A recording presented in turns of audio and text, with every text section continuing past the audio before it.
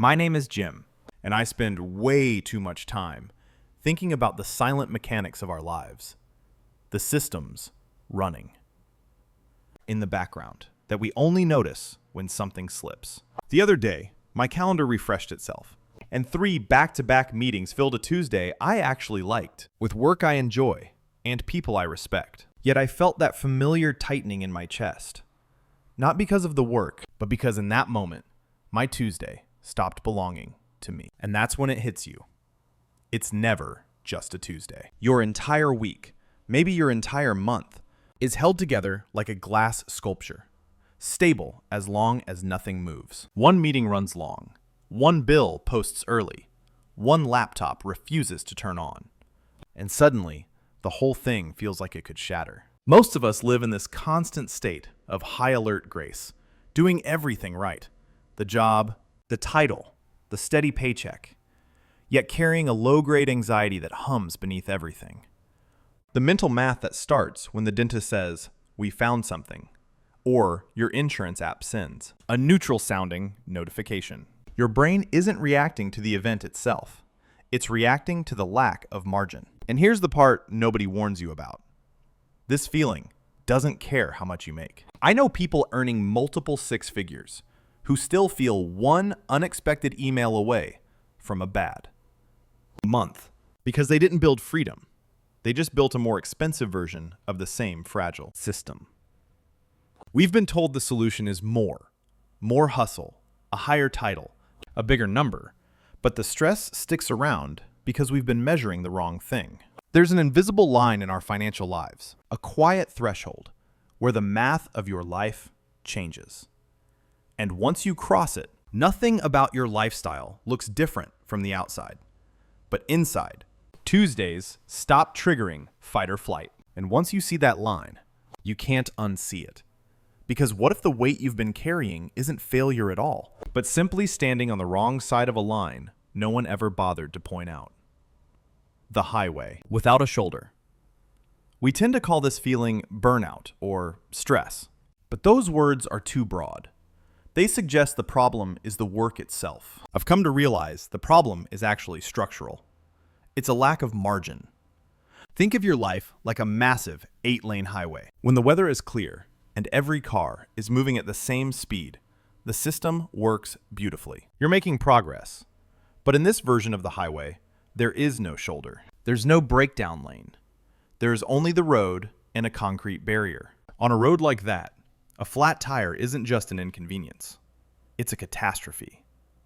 It stops the entire flow of traffic for miles. This is how most of us have accidentally structured our lives. We've optimized for speed and throughput, but we've completely ignored resilience. And then it hits you. Your anxiety isn't actually being caused by the flat tire, the car repair, the sick kid, the sudden project pivot. It's being caused by the terrifying realization of how little room you have to absorb them. When you live without margin, every small, normal disruption of human life starts to feel existential. You aren't reacting to a problem. You're reacting to the fact that you have nowhere to pull over. The fragility of the upgraded life. Here's the part nobody tells you. And it's the reason why making more money rarely solves the pit in your stomach. We assume that a higher salary acts as a shield, but more often than not, it just increases the stakes. I've watched this happen to friends, and if I'm honest, I felt the pull myself. You get the promotion. You finally hit that 6-figure mark you thought would be the finish line. But almost immediately, your baseline shifts.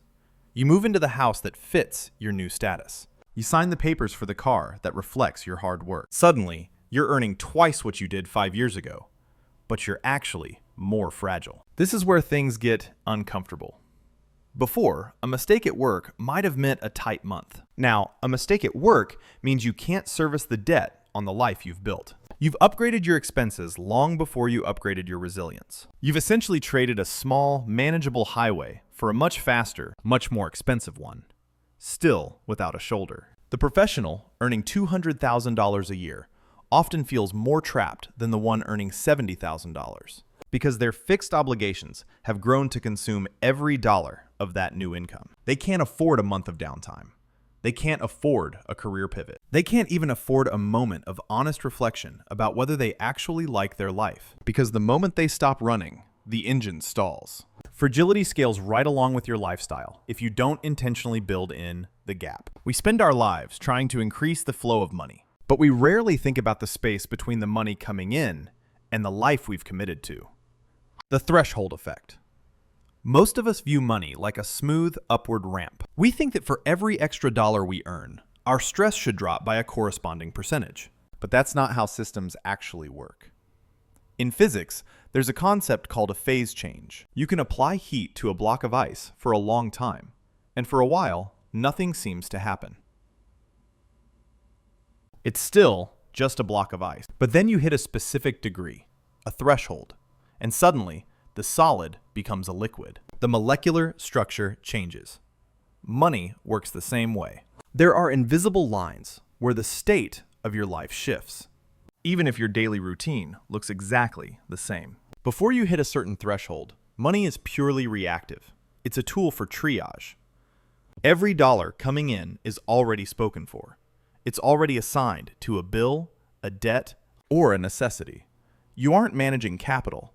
You're managing a series of fires. But once you cross a specific, quantified line, the pressure release is palpable. You move from a reactive state, where life happens to you, to a proactive state, where you finally have the room to make a choice.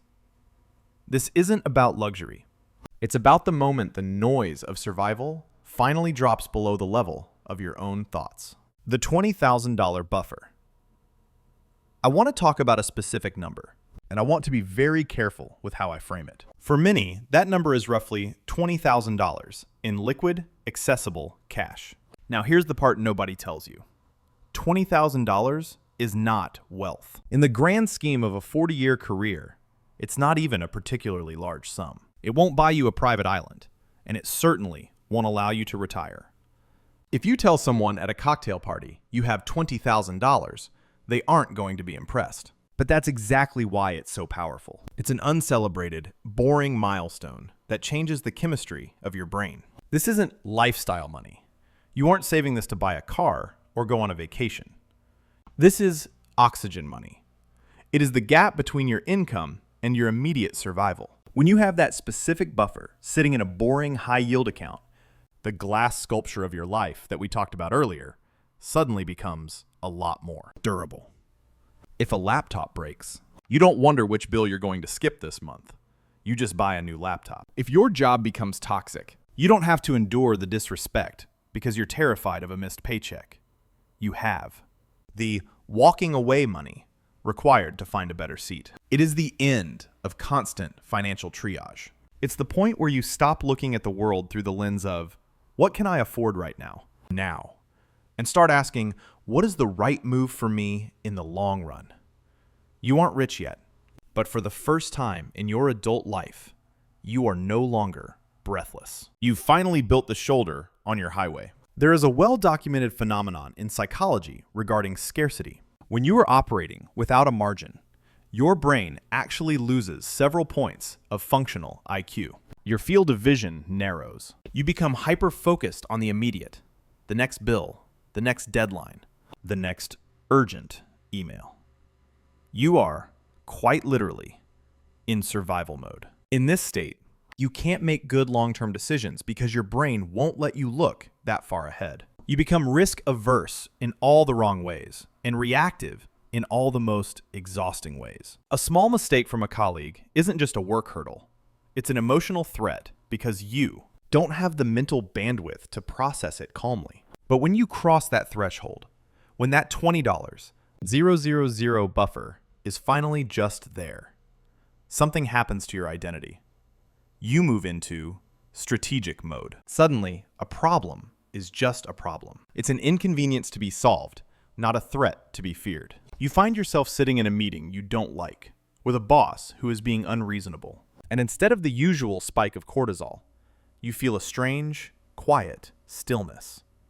You realize you don't have to agree. You realize you have the air required to say no to bad work or to take 2 weeks to breathe before jumping into the next thing. You aren't just buying security, You are buying your intelligence back. Stability before speed. Here's the part nobody tells you. This threshold is more important than your investment portfolio. Most financial advice tells you to start hustling or compounding as early as possible. They want you to throw every spare cent into the market or a side venture. But trying to build wealth without first crossing this invisible threshold is like trying to build a house while the ground is still moving. Without that buffer, every investment you make feels dangerous. If the market dips 10%, you panic. Not because you don't understand math, but because you don't have a shoulder to pull over on. You might need that money for a real-world emergency tomorrow. When you invest from a place of fragility, you are always one bad break away from being forced to sell at the worst possible time. The threshold is what makes compounding possible. It's the stationary ground that allows you to actually build something that stays up. It turns investing from a high-stakes gamble into a rational, boring process. We've been taught that the goal is to get rich, but I've realized the first goal is simply to become unshakable. Once the ground stops moving, the rest is just math.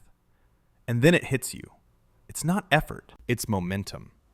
Once you cross that invisible threshold, once you have that buffer, the fundamental physics of your life changes. When you live without margin, you are constantly losing energy to friction. Every car repair, every dental bill, every week between paychecks is a brake pad pressing against your wheels. You spend all your fuel just getting back to zero. But on the other side of the line, your decisions start to stack. Because you aren't constantly draining your reservoir to put out fires, your wins actually stay wins. You aren't just compounding interest in a bank account, you're compounding confidence. You begin to make decisions from a position of strength, which leads to better opportunities, which leads to more margin. It's a quiet, directional momentum. You aren't necessarily moving faster than everyone else, but for the first time, you aren't being pushed backward. A new definition of doing well. We've been conditioned to believe that success is a vertical line, a constant climb toward more.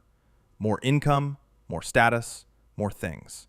But I've come to see success as something much more horizontal. It's the width of the gap between your requirements and your resources. Real success is the quietness of your mind when you look at your calendar on a Tuesday. It's the absence of that cold tightening in your chest when an unexpected envelope arrives in the minutes. Mail. If you're sitting there feeling like your life is fragile, I want you to understand that you aren't behind, and you certainly aren't broken. You've just been playing a game where the rules were never explained. You've been told to chase the horizon when you should have been building a foundation. Crossing this threshold changes how you see yourself. You stop identifying as someone who is getting by and start identifying as someone who has options. You realize that the stress you thought was part of your personality was actually just a symptom of your environment. When you have margin, you don't have to be afraid of the future because you finally have the room to meet it on your own terms. You aren't just surviving the highway anymore. You're finally the one behind the wheel. What we've talked about today wasn't really about getting rich. It was about crossing a silent, invisible line where your life finally stops feeling fragile. It's the realization that the number we discussed, that $20,000 buffer, isn't a trophy to be displayed or a fund for a better lifestyle. It is load-bearing capital. It's the structural support holding up your calm, your decisions, and your leverage in a world that thrives on your urgency. Think of it this way. This money isn't the destination. It's the shock absorbers. It's the difference between feeling every pebble in the road as a bone-shaking jolt and finally being able to look out the window at the scenery. And here's the part nobody tells you. Once you build this foundation, you change.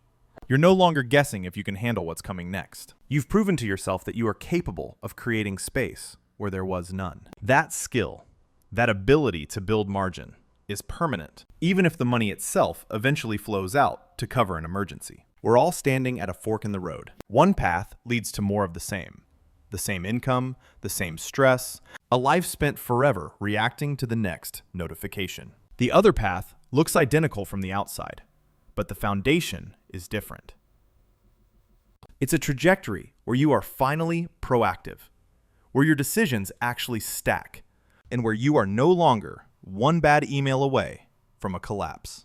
The difference between those two paths isn't luck, or intelligence, or even how hard you hustle. It's simply position. So take a quiet moment today and ask yourself which side of the line you're currently standing on. What it would take for you to finally cross it.